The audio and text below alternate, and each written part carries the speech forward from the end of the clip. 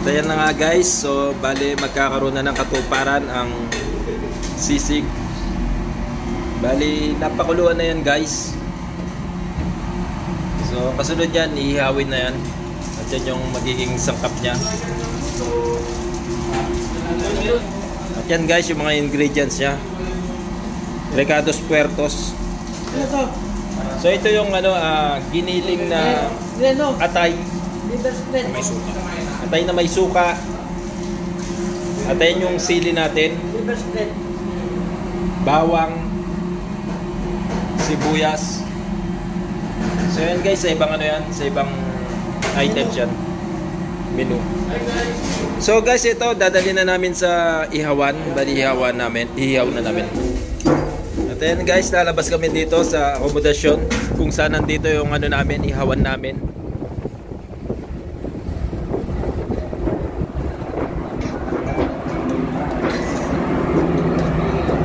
So yan guys, nag-ihaw sila ngayon ng ibang crew. So isisingit namin yung pinangakong sisig.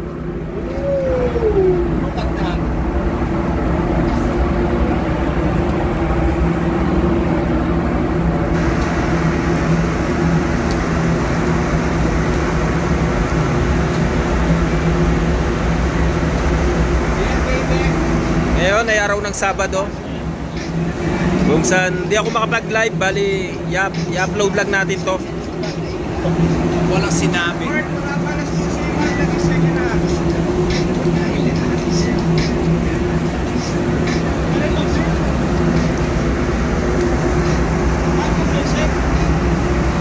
So mamaya pagka luto na yung ating pork belly, papasok ulit natin para doon na natin na chop-chopin, tatarin at sangkapin. So guys, putulin muna natin. So yan guys, bali ito na yung pork belly natin na naihaw. So nagsisimula nang i-chop-chop, tatarin yung ating inihaw. Yan guys, ang ganda ng pagkakaluto, pagkakaihaw niya. Ooh!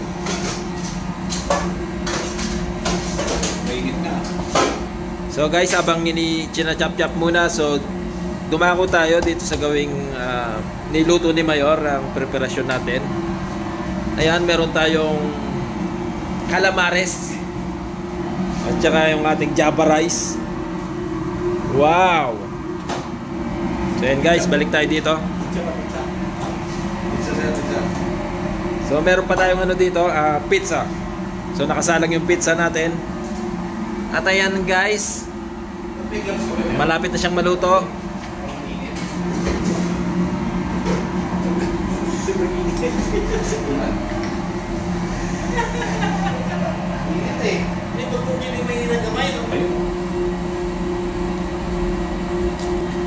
Medyo mainit yung ano natin,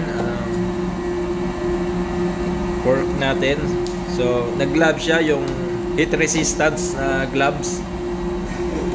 Mukha lang ano yan, mukha lang surgical gloves yan, pero ano yan, heat resistant yan. So yan guys, fast forward tayo, balikan natin. So yan na guys, bali minekos-mekos na namin. Niya pala, kasi taga-video lang ako. So yan guys, ang itsura ng ating sisig, ang pinangakong sisig. So nailagay na yung sili, hindi ko lang napakita sa video. So dako tayo dito guys sa dinuguan. Tingnan nyo naman ang dinuguan. Talagang itsura pa lang, panalo na. So mapapansin mo guys, kapag masarap yung dinuguan, ang resulta ng pagkakaluto niya ay kulay itim. So yun yung palatandaan ng dinuguan, pagka ano talaga siya, maganda yung pagkakaluto. Pero naman kasing brown. So balik tayo guys dito sa sisig. Yan guys.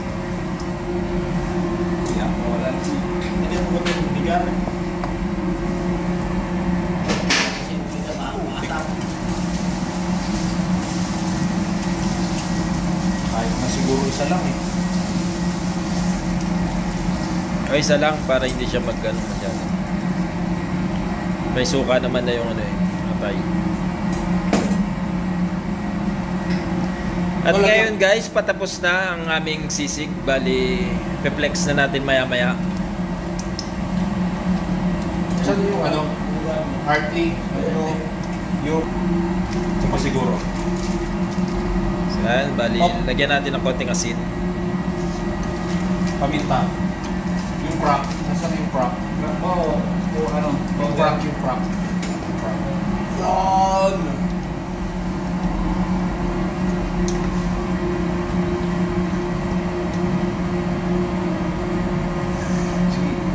Lagyan natin ng paminta. Huwag ka matakot sa paminta.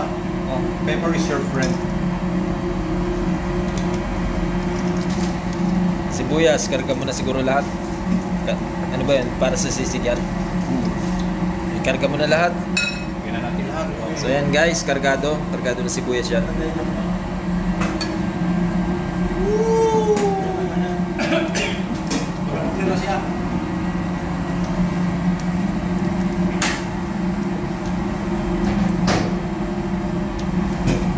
Yan o ay original version ng sisig.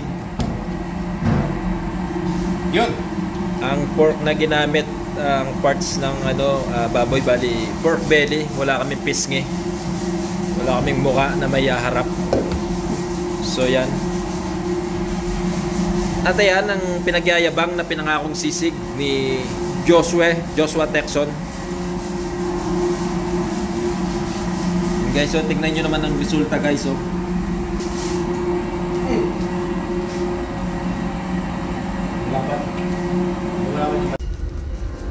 So yan guys yung resulta ng aming ginawang original sisig.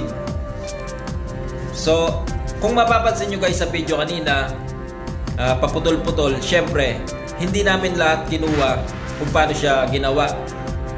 Yan yung sikreto ng mga magagaling magluto guys. Lahat naman ng mga nagluluto, so hindi nila pinapakita yung mga sikreto. Although original sisig yan, pero may sikreto pa rin na ginamit yan para mapasarap yung sisig na yan. So guys, maya-maya lalantakin na namin to. Salamat sa panonood. Bye.